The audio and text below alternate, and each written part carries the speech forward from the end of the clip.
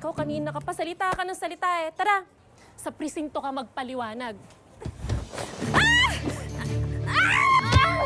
Wala akong panahon makipagtalastasan sa walang saysay at nahihinang nilalang na gaya niyo. Pinapalaan kita. Huwag mo akong pipigilan sa aking tungkulin. Bitiwan mo ako!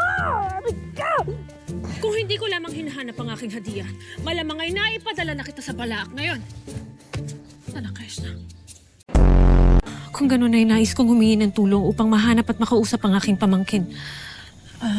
Yun lang naman pala. Ba't kasi ang lalim mo mag-Tagalog? Sure.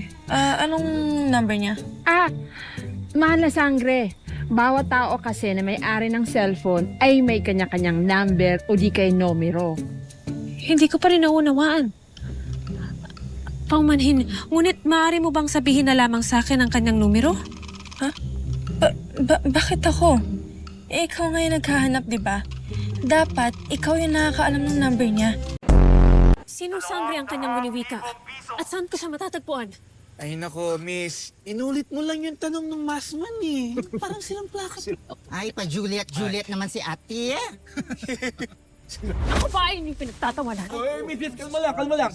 Easy lang, ha? Miss, sino yung kinakausap mo dyan? At saka ano yung hadiah? Wala kayong pakialam, mga kwarta. Corporate! Si Tera po, ba't niyo po hinahanap yung kaibigan ko? Nais ko siyang makausap. Mahalagang bagay ang kailangan niyang malaman. Patid mo ba kang kinaroroonan niya ngayon? Grabe. Ako nosebleed, ang lalim ng Tagalog.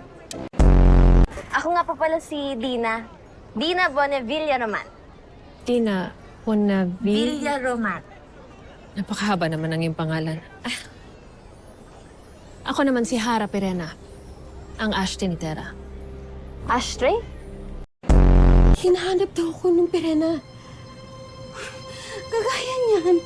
Ano? Sino na namang pirana yan? Sinong pirana? Nanay, Pirena.